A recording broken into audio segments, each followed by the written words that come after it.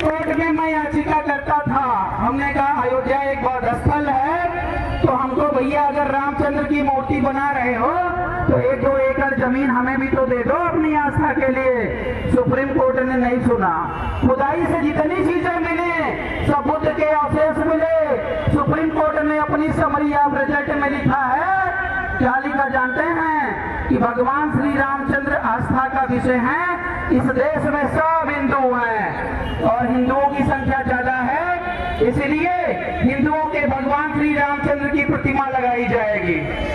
आप सभी से पूछना चाहता हूं, बहुत सारे संगठन देश में चल रहे हैं, बहुत सारे जो धर्मगुरु यहाँ पर हैं, मैं सभी से प्रश्न करना चाहता हूं कि हमें बौद्ध धर्म का सर्टिफिकेट कहीं मिलता है? नहीं। हमें कहीं सर्टिफिकेट नहीं मिलता है। इतनी संख्या में आप खड़े हो, आप यूनिवर्सिटी चला सकते हो, कॉलेज चला सकते हो, सारा काम कर सकते हो, बुद्धिस्ट का सर्टिफिकेट आपको नहीं अभी तक मिला है, ध्यान रखना। बुद्धिस्ट एक्ट इस इंडिया में नहीं बना है, ध्यान रखना। और बनाने जाओगे तो सुप्रीम कोर्ट बनाएगा नहीं, ऑर्डर कर देगा मोदी जी को और मोदी जी उसको जला के फेंक देंगे। आपको जबरदस्ती हिंदू बनाकर इस देश के अंदर रखा जा रहा है और अब जब भी काउंटिंग की जाती है आपकी तो हिंदू में काउंट की जाती। ध्यान रखना, लड़ाई बड़ी लंबी है, उस लड़ाई की शुरुआत हमने कर दी है और आप सभी लोग साथ मिलकर के जो जितना कर पाए वो करे। यहाँ पे मंच पे सब सक्षम है तो हमें ज्यादा नेतृत्व करने की जरूरत नहीं है, लेकिन दिल्ली से मैं मन बनाकर चला हूँ कि जब तक न्याय नहीं दिलाऊंगा मधिया वालों को तब तक वापस नहीं जाऊंगा, चाहे मर जाऊंगा चाहे कट जाऊंगा।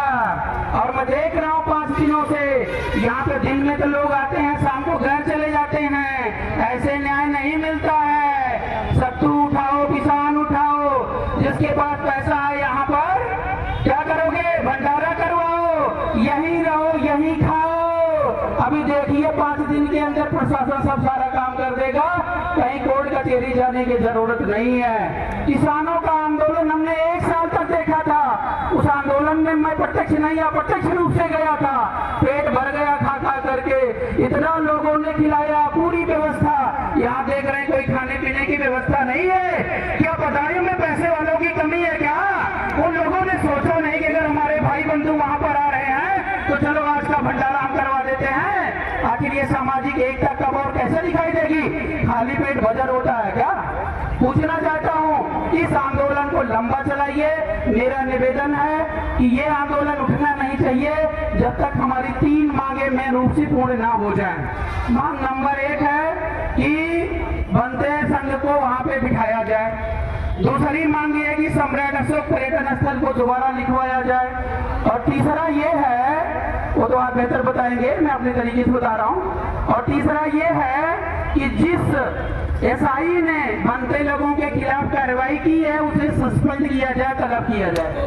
तो इस तरीके की बदतमीजी किया है और मैं वैसे एसआई को मिलना चाहता हूँ। कहाँ पर है? कल मेरे पास उसी का फोन आया था, लेकिन मैं देर में समझ में मेरे से बोल रहा है कि आरपी मौर्य जी आप आंदोलन में मत आइए, धारा 144 लगी है। हमने कहा क्या होती है धारा 144? तो बताया नहीं, डीएम साहब से परमिशन लेना पड़ेगा। हमने कहा नेता आदमी है, परमिशन किसी से नहीं लेते हैं, हमारे संविधान में लिखा है। अगर हमारे हक अधिकार की बात आएगी तो हम बिना परमिशन के युद्ध करेंगे, ये हमारा जन्मसिद्ध अधिकार है। इसी के साथ मैं अपनी बात को विराम दूंगा। और जितनी बात मैंने बोला है, राजनीति सत्ता की भी है, ध्यान रखिएगा।